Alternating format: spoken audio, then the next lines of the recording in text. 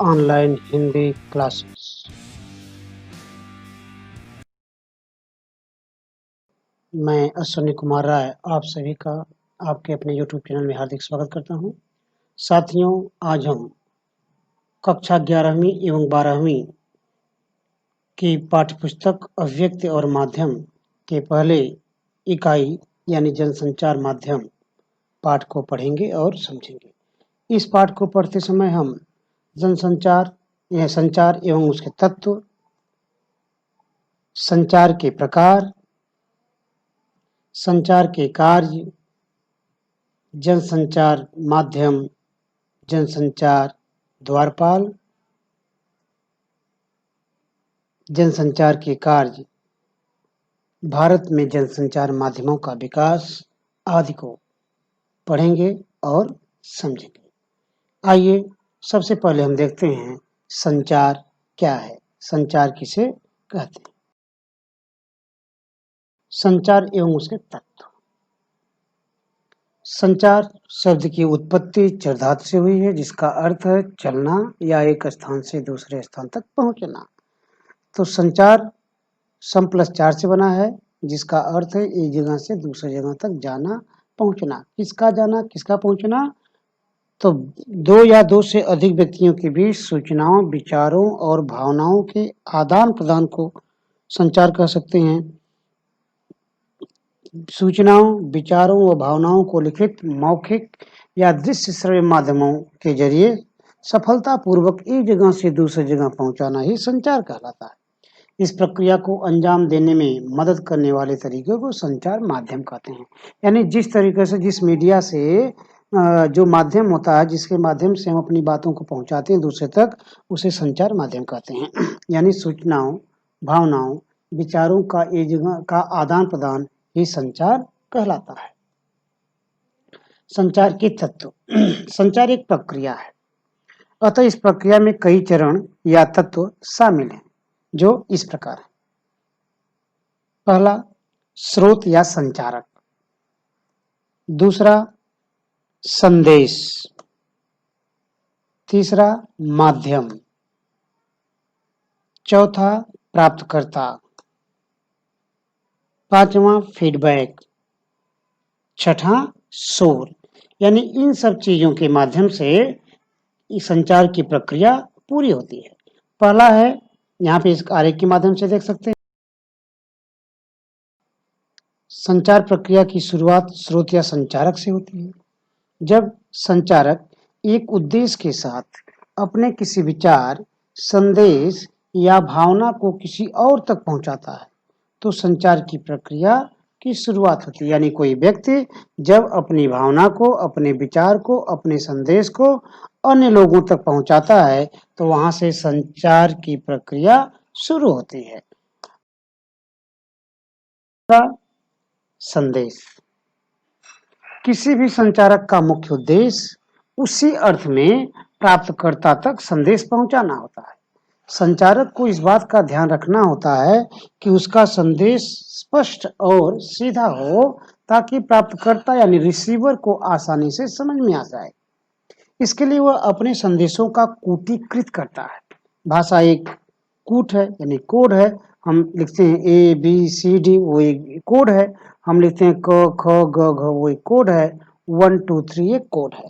तो जब संचारक अपने संदेश का कूटीकरण करता है, तो वो इस बात का ध्यान रखता है कि जो रिसीवर जब उसे करेगा तो उसे क्या कर सके, वो समझ सके। इसी कूटीकरण को एनकोडिंग कहते हैं। इस कूटीकृत को या कूटीकरण को क्या कहते हैं, एनकोडिंग। प्राप्तकर्ता उस संदेश का कूटवाचन यानी डिकोडिंग करता है। डिकोडिंग का अर्थ क्या है? डिकोडिंग का अर्थ है प्राप्त संदेश में निहित अर्थ को समझना। यह एनकोडिंग की उल्टी प्रक्रिया है। यानी एनकोडिंग में जो संचारक होता है वह कुछ चिन्हों के माध्यम से अपने संदेश को देता है और डिकोडिंग के माध्यम से प्राप्तकर्ता उसे समझता है। संदेश के बाद अगला है माध्यम। यानी उस संदेश को संचारक किसी माध्यम द्वारा रिसीवर तक पहुंचाएगा। तो माध्यम क्या है? संचारक के संदेश को प्राप्तकर्ता तक पहुंचाने के लिए किसी न किसी जरिए की आवश्यकता होती है। इसी जरिए को हम संचार माध्यम या चैनल कहते हैं। अब ये माध्यम टेलीफोन, समाचार पत्र, रेडियो, टेलीविजन, इंटरनेट आदि हो सकते हैं। प्राप्तकर्ता या रिसीवर, यानी संचार प्रक्रिया का जो अगला महत्वपूर्ण तत्व है वो क्या है? प्राप्तकर्ता। संचार प्रक्रिया में प्राप्तकर्ता संदेश का आखिरी लक्ष्य होता है। इसकी भूमिका महत्वपूर्ण होती है क्योंकि संचारक का उद्देश्य प्राप्तकर्ता तक अपने मैसेज, अपने संदेश को पहुंचाना होता है। फीडबैक। अब प्राप्तकर्ता क्या करता है? रिसीवर जो सेंडर से यानी संचारक से संदेश पाता है वह उस पर अपनी प्रतिक्रिया देता है। संचार की प्रक्रिया में प्राप्तकर्ता की इस प्रतिक्रिया को ही फीडबैक कहते हैं। फीडबैक क्या है? प्राप्तकर्ता की प्रतिक्रिया। वो प्रतिक्रिया सकारात्मक भी हो सकती है, नकारात्मक भी हो सकती है, यानी वो किसी भी तरह का फीडबैक दे सकता है। जैसे आपने किसी दोस्त से कहा कि मुझे क्या चाहिए? किताब चाहिए। संदेश दिया कि मुझे बुक चाहिए। उसने कहा कि वो दे भी सकता है, नहीं भी दे सकता है। अब इसका जो एक और महत्वपूर्ण पक्ष है वो है तत्व है वो है शोर। ये महत्वपूर्ण क्वेश्चन आता है। शोर। शोर क्या है? संचार की प्रक्रिया में आने वाली बाधा को शोर कहते हैं।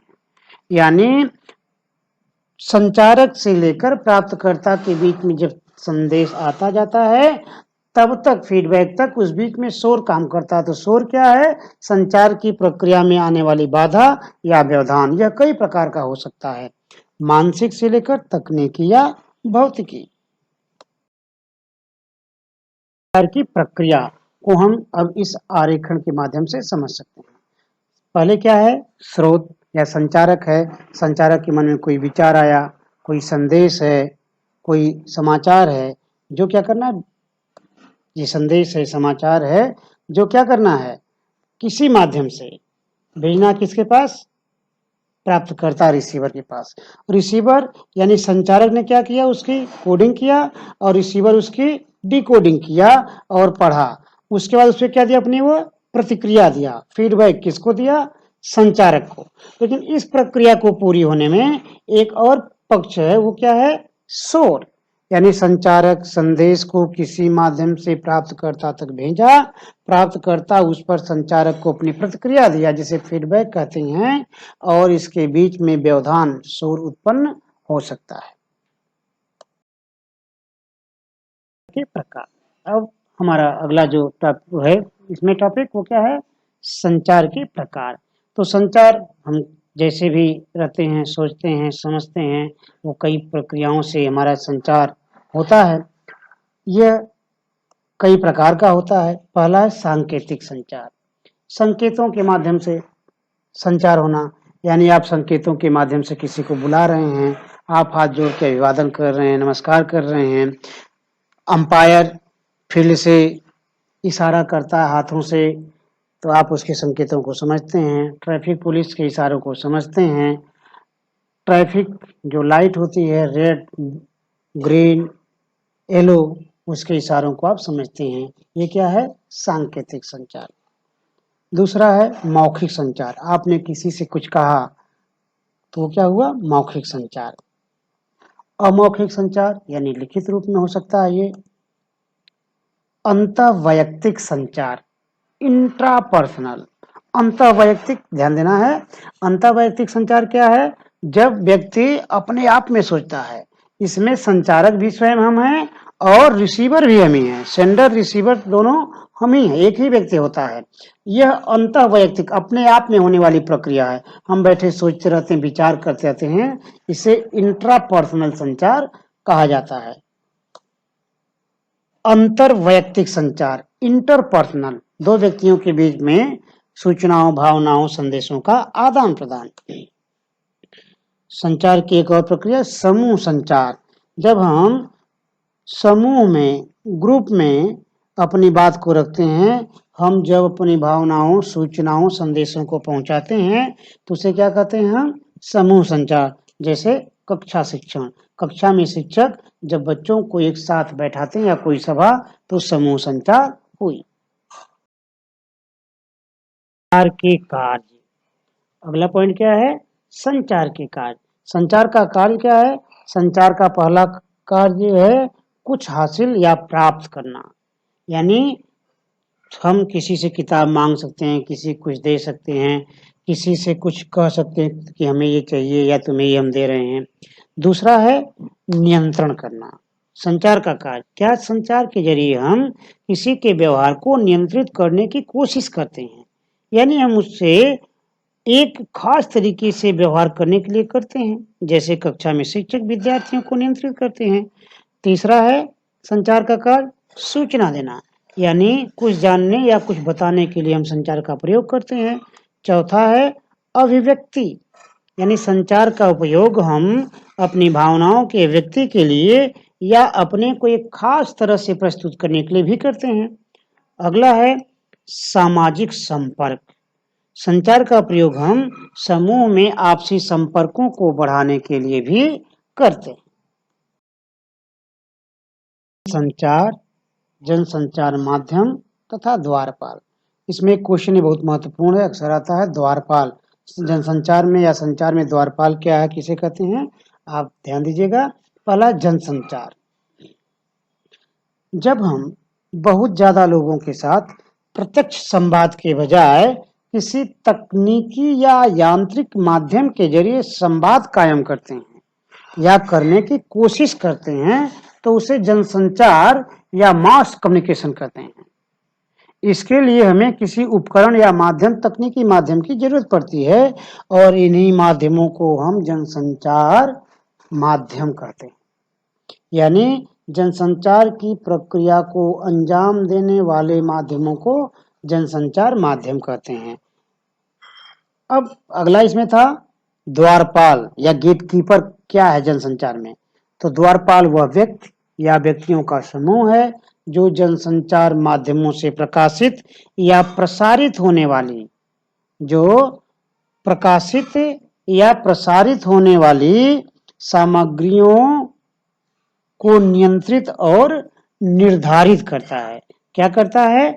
नियंत्रित करता है और निर्धारित करता है।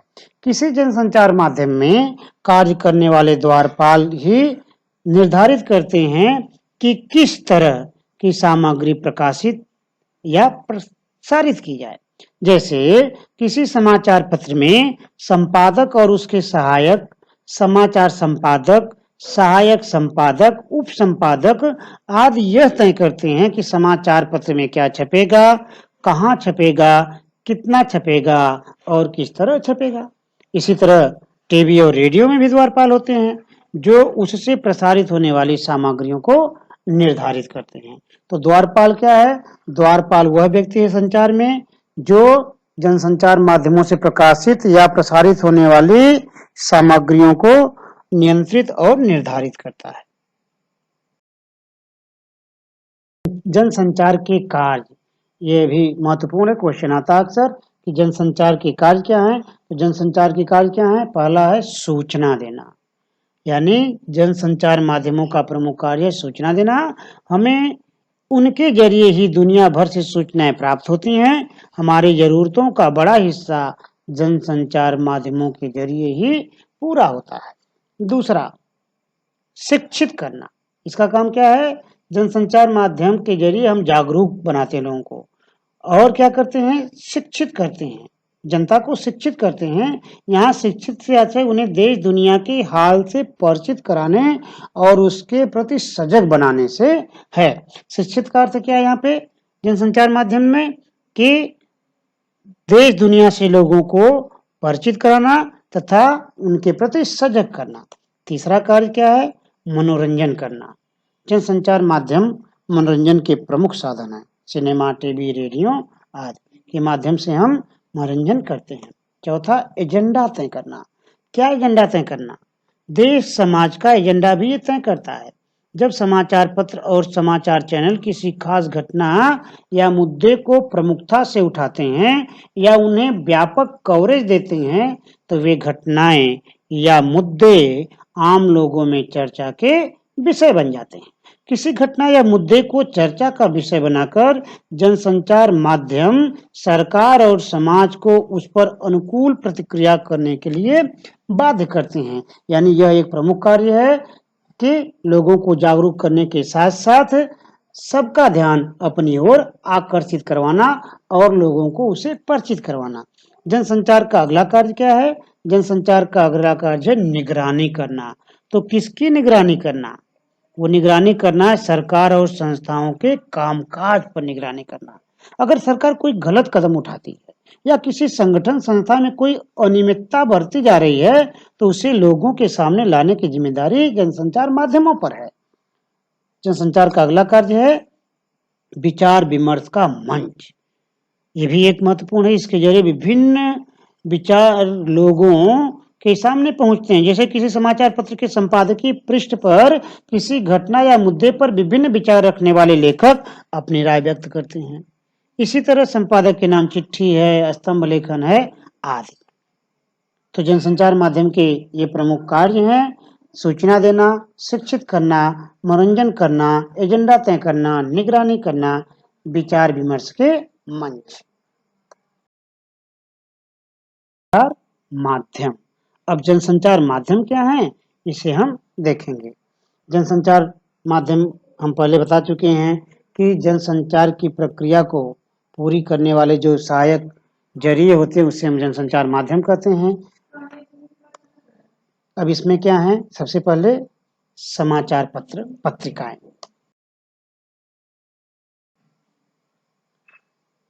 दुनिया में अखबारी पत्रकारिता की शुरुआत 400 साल पुरानी है।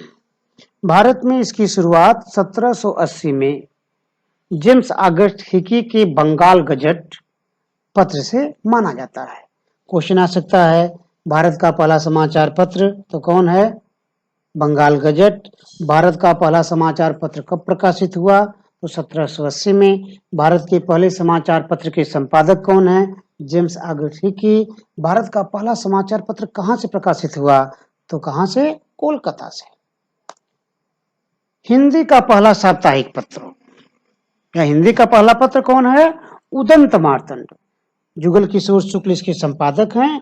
ये 30 मई 1826 को कोलकाता से प्रकाशित हुआ। इसमें भी क्वेश्चन आ सकता है भारत का पहला हिंदी समाचार पत्र उदंत मार्तंड। उदंत मार्तंड कैसा पत्र था? साप्ताहिक था। उदंत मार्तंड के संपादक कौन थे? जुगल किशोर शुक्ल। उदंत मार्तंड या भारत का पहला समाचार पत्र हिंदी समाचार पत्र कब निकला? तो 30 मई 1826। प्रश्न आ सकता है कि भारत का पहला हिंदी समाचार पत्र कहाँ से प्रकाशित हुआ? तो उत्तर होगा कोलकाता से। यानी भारत का पहला समाचार पत्र भी कोलकाता से, भारत का पहला हिंदी समाचार पत्र भी कोलकाता से। समाचार सुधा वर्षण हिंदी का पहला दैनिक समाचार पत्र है। यहाँ एक चीज का अंतर देखिएगा, उदंत मार्तंड पहला पत्र है लेकिन वो क्या है? साप्ताहिक है। लेकिन अगर दैनिक यानी रोज निकल, वो सप्ताह में दिन निकलता है और रोज निकलने वाली बात की मतलब पत्र की बात हो तो पहला तो कौन है? समाचार सुधा वर्षण, जो 1854 से कहां से निकला? कोलकाता से भी निकला। संपादक कौन थे? श्याम सुंदर सेन।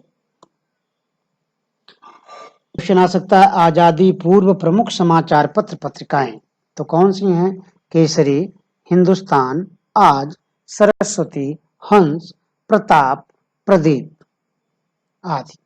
प्रमुख पत्रकार कौन आजादी के पूर्व के हैं? तो गणेश शंकर विद्यार्थी, माखनलाल चतुर्वेदी, प्रताप नारायण मिश्र, राम वृक्ष बेनीपुरी, बाल मुकुंद गुप्त। क्वेश्चन आ सकता है आजादी के बाद प्रमुख हिंदी अखबार कौन है? तो नवभारत टाइम्स, जनसत्ता, नई दुनिया, अमर उजाला, दैनिक जागरण, दैनिक भास्कर आदि। प्रश्न फिर आ सकता है आजादी के बाद की पत्रिकाएं कौन है? तो कौन सी हैं? धर्मयुग, साप्ताहिक, हिंदुस्तान, दिनमान, रविवार, इंडिया टुडे, आउटलुक। इसमें से कुछ जो समाज मतलब पत्रिकाएं वो बंद हो चुकी हैं। आजादी बाद के पत्रकार तो सच्चिदानंद, हीरानंद बादशाह नग्गे, रघुवीर सहाय, धर्मवीर भारती, मनोहर श्याम जोशी, प्रभाष जोशी, सर्वेश्वर दयाल सक्सेना आदि आजादी पूर्व के प्रमुख पत्रकार हैं। रेडियो, जनसंचार का जो दूसरा माध्यम है क्या है? रेडियो।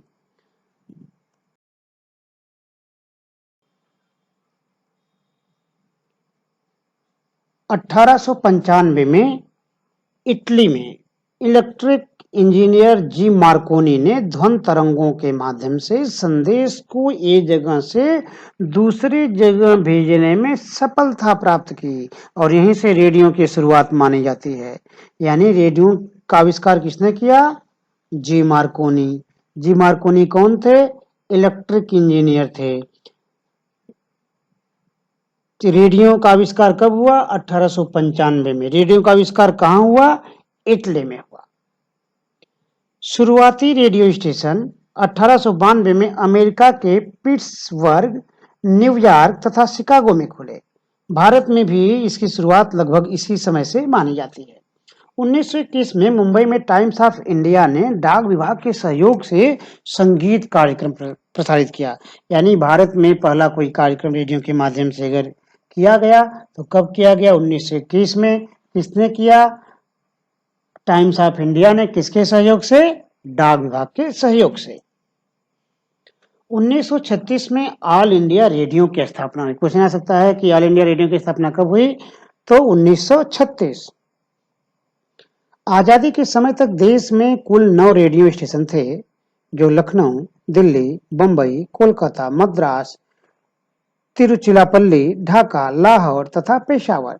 ढाका, लाहौर तथा पेशावर भारत पाकिस्तान विभाजन के बाद पाकिस्तान के हिस्से में चले गए। आज आकाशवाणी देश में 24 भाषाओं और 146 बोलियों में कार्यक्रम प्रस्तुत करता है। आज आकाशवाणी देश में 24 भाषाओं और 146 बोलियों में कार्यक्रम प्रस्तुत करता है। 1993 में देश में एफएम, क्वेश्चन आ सकता है एफएम की स्थापना कब हुई? तो 1993, 1993। एफएम का फुल फॉर्म क्या है? Frequency modulation. 1997 में आकाशवाणी और दूरदर्शन को केंद्र सरकार के सीधे नियंत्रण से निकालकर प्रसार भारती नाम की स्वयंशासी निकाय की स्थापना की गई। प्रसार भारती की स्थापना कब हुई? तो 1997 में। प्रसार भारती किन दो निकायों को मिला के बना है? तो आकाशवाणी और दूरदर्शन। क्वेश्चन आ सकता है कि केंद्र सरकार के नियंत्रण से निकालने का श्रेय किसको है? तो किसने निकाला? सुप्रीम कोर्ट ने। का अगला माध्यम टेलीविजन। अगला माध्यम क्या है? जनसंचार का प्रमुख टेलीविजन। भारत में टेलीविजन की शुरुआत यूनेस्को की एक शैक्षणिक परियोजना के तहत 15 सितंबर 1959 को हुई। 1965 में स्वतंत्रता दिवस से भारत में टीवी सेवा का विधिवत एवं नियमित सेवा प्रारंभ किया गया। यानी प्रतिदिन 1965 में 1 घंटे स्वतंत्रता दिवस के साथ, यानी 15 अगस्त 1965 से प्रतिदिन 1 घंटे टीवी कार्यक्रम दिखाने की व्यवस्था की गई। यानी नियमित और विधिवत प्रसारण यहां से हुआ। सिनेमा अगला है संचार माध्यम सिनेमा। यह जनसंचार का सबसे लोकप्रिय एवं प्रभावी माध्यम है। इसे मनोरंजन का एक सशक्त माध्यम माना जाता है। इसके कई और आयाम हैं। यह मनोरंजन के साथ साथ समाज को बदलने का, लोगों में नई सोच विकसित करने का और अत्याधुनिक तकनीक के इस्तेमाल से लोगों को सपनों की दुनिया में ले जाने का भी माध्यम है। सिनेमा का आविष्कार थॉमस एल्वा एडिसन ने किया। सिनेमा का आविष्कार कब हुआ? 1883 में। किसने किया? थॉमस एल्वा एडिसन ने। 1894 में फ्रांस में पहली film the arrival of train बनी। तो पहली फिल्म कौन है? The arrival of train. कब बनी? 1894 में। कहां बनी? फ्रांस में। भारत में 1913 में पहली मूक फिल्म राजा हरिश्चंद्र बनी। किसने बनाया? दादा साहब फाल्के। यानी भारत की पहली फिल्म कौन है? तो सत्य हरिश्चंद्र, राजा हरिश्चंद्र। किसने बनाया? दादा साहब फाल्के ने। यह कैसी फिल्म थी? मूक थी। 1931 में पहली बोलती फिल्म आलम आरा। तो पहली फिल्म कौन, बोलती फिल्म कौन है? आलम आरा। कब बनी? 1931 में। इस समय सबसे लोकप्रिय माध्यम है कौन सा? इंटरनेट। इंटरनेट इस समय जनसंचार का सबसे नया लेकिन तेजी से लोकप्रिय होता हुआ क्या है? माध्यम है। यह एक ऐसा माध्यम है जिसमें प्रिंट मीडिया, रेडियो, टेलीविजन, किताब, सिनेमा, यहाँ तक कि पुस्तकालय के सारे गुण मौजूद हैं। उसकी पहुंच दुनिया के कोने-कोने तक है और उसकी रफ्तार का कोई जवाब नहीं है। उसमें सारे माध्यमों का समागम है। इंटरनेट पर आप दुनिया के किसी भी कोने के से छपने वाले अखबार या पत्रिकाओं में छपी सामग्री पढ़ सकते हैं, रेडियो सुन सकते हैं, सिनेमा देख सकते हैं, किताबें पढ़ सकते हैं और विश्वव्यापी जाल के भीतर जमा करोड़ों पन्नों में से पल भर में अपने मतलब की सामग्री गूगल के माध्यम से खोज सकते हैं। तो यह इस समय सबसे सशक्त माध्यम है। और आप चैट कर सकते हैं, मन हो तो अपना ब्लॉग बनाकर पत्रकारिता के भी बहस के सूत्रधार बन सकते हैं। इंटरनेट ने हमें मीडिया समागम यानी कवरेज के गुर से पहुंचा दिया और संचार की नई संभावनाएं जगा दी। हम जनसंचार माध्यमों को पढ़े और समझे। मुझे उम्मीद है कि यह जो प्रकरण था आपको आसानी से समझ में आया होगा। आगे जो इससे संबंधित, इस पुस्तक से संबंधित हमारी वीडियो होगी वह होगी पत्रकारिता के विविध आयाम। आज के लिए बस इतना ही। नमस्कार। बहुत बहुत धन्यवाद।